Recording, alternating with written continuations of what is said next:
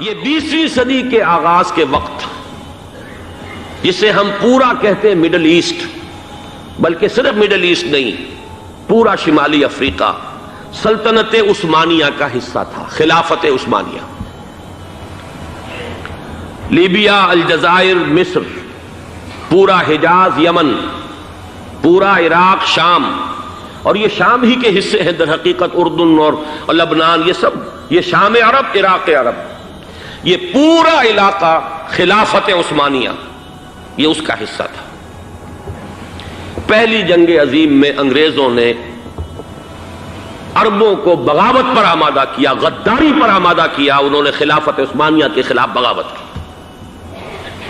بیج بوئے ان کے دلوں کے اندر نفرت کے، ابھارا انہیں کہ تم ترکوں کے غلام کیوں ہو، تمہیں خود حاکم ہونا چاہیے، تم کھڑے ہو جاؤ، ہم مدد کریں گے، تم بغاوت کرو، تم ان ترکوں کے خلاف ہماری مدد کرو، ہم تمہیں آزاد کر دیں گے، تم اپنے پاؤں پر خود کھڑے ہو جانا۔ یہ بہت ہی ہمارے لیے دردناک المیہ ہے اس پہلی جنگ عظیم کا۔ کرنل لارنس جیسا شخص، برطانوی استعمار، اور اس کے نتیجے میں عربوں نے بغاوت کی۔ اور اس قدر دردناک بات آپ کو بتا رہا ہوں، میں پہلی مرتبہ جب سن 62 میں حج کے لیے گیا مدینہ منورہ میں، ابھی وہ ریل کے انجن کھڑے ہوئے تھے۔ یہ ترکی کے زمانے میں، سلطنت عثمانیہ کے زمانے میں بغداد سے مدینے تک ریلوے لائن تھی۔ یہ پورا ایک عالم سلطنت عثمانیہ، صرف سلطنت نہیں، خلافت عثمانیہ، پوری ٹرینیں جو ہے ترکوں کی اڑائی گئی، ہزاروں ترکوں کو شہید کیا گیا، یہاں تک کہ صحن حرم میں شہید کیے گئے سینکڑوں ترک۔ یہ جرم تھوڑے نہیں ہے، معمولی نہیں ہے۔ آج جس کی سزا مل رہی ہے، معلوم ہونا چاہیے کہ وہ جرائم کون کون سے تھے۔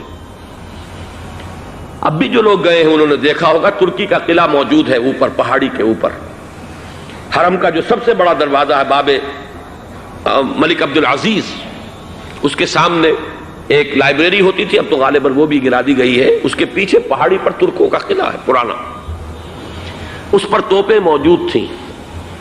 جب بغاوت ہوئی ہے، جو حرم میں آئے ہوئے تھے ترک فوجی، ظاہر بات ہے نہتے، وہ تو نماز پڑھنے آئے ہوئے تھے، ان کو وہاں ذبح کیا گیا ہے، اور ترکوں نے اپنی توپیں استعمال نہیں کی کہ کہیں بیت اللہ کو کوئی گدن نہ پہنچ جائے۔ بہرحال یہ غداری ہوئی ہے پہلی جنگ عظیم کے دوران، اور نہ صرف ترکوں پہ عربوں نے کی ہے۔ جیسا کہ میں نے کہا تھا، دو ہیں سب سے بڑے مجرم روئے ارضی کے اوپر امت مسلمہ کے طبقات۔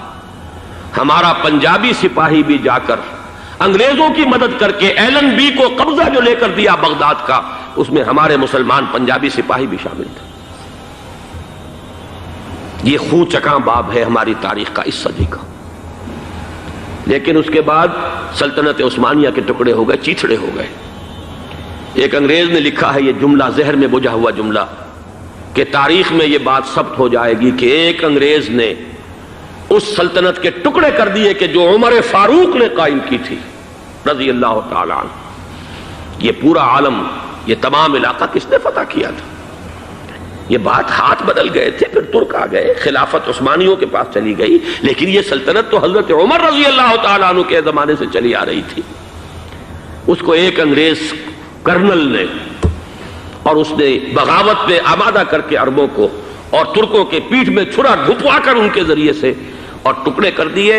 لیکن جب جنگ ختم ہوئی، اب انہوں نے کہا کہ اب ہمیں آزادی دیجئے، تو اب انہیں معلوم ہوا کہ غداروں کو دنیا میں کیا ملتا ہے۔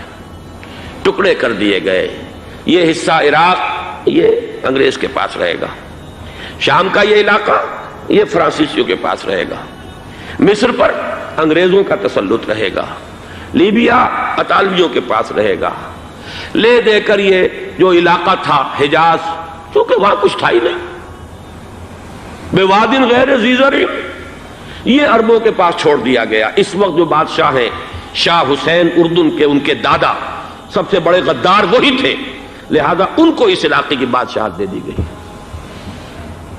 اس کے بعد نجد سے ایک تحریک اٹھی ہے، وہ سعودی جو خاندان ہے وہ نجد سے اٹھا ہے۔ نجد میں اس وقت کچھ بھی نہیں تھا، وہ تو صرف ریت کے تودے تھے اور کچھ بھی نہیں، لہذا ادھر کسی استعماری قوت کو دیکھنے کی ضرورت ہی نہیں تھی۔